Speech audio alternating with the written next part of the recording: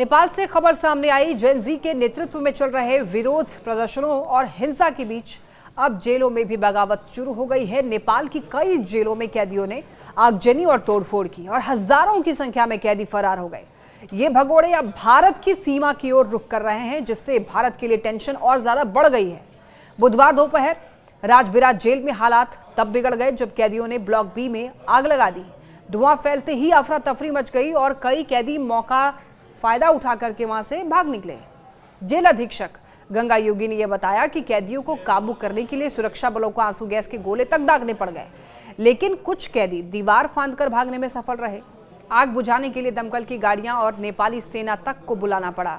इसी तरह परसा जिले की बीरगंज जेल में भी हालात काबू से बाहर हो गए। कैदियों ने जेल की दक्षिणी दीवार को तोड़कर भागने की कोशिश की। सुरक्षा बलों ने तुरंत हवाई फायरिंग और आंसू गैस का इस्तेमाल किया। करीब 1 घंटे की मशक्कत के बाद हालात काबू में आए, लेकिन 4 कैदी घायल हो गए। जेल प्रमुख खेमराज भूसाल ने बताया है कि सुरक्षा बलों ने 10 राउंड से भी ज्यादा हवाई फायरिंग की है ताकि कैदियों को रोका जाए। अब सबसे बड़ी चिंता यह है कि भागे हुए कई कैदी भारत की ओर भागने की फिराक में। देखिए, सिद्धार्थनगर बॉर्डर पर तैनात एसएसबी ने 5 कैदियों को भारत में घुसपैठ की कोशिश करते हुए पकड़ा है। पूछताछ के बाद उन्हें नेपाल पुलिस को सौंप दिया गया, लेकिन हजारों की संख्या में जो कैदी फरार हुए हैं उनमें से कितने अब भी बॉर्डर की ओर बढ़ रहे हैं, ये सबसे बड़ा सवाल है।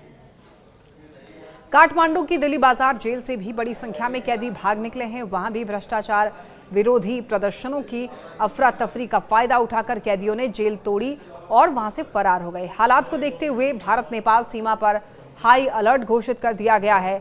एसएसबी यानी कि सशस्त्र सीमा बल, जो कि 1751 किलोमीटर लंबी भारत नेपाल सीमा की सुरक्षा करती है, अब पूरी तरीके से मुस्तैद हो चुकी है।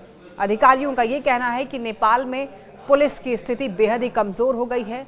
रिपोर्ट्स के मुताबिक कई चौकियों से पुलिसकर्मी हट गए हैं और सिर्फ मुख्यालय पर तैनात हैं। तो ऐसे में जेलों की सुरक्षा लगभग ध्वस्त हो चुकी है। यही वजह है कि सेना को कई जेलों में तैनात करना पड़ा है।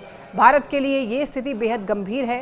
नेपाल से फरार कैदी अगर बॉर्डर पार करते हैं तो सीधी चुनौती भारतीय सुरक्षा एजेंसियों को झेलनी होगी।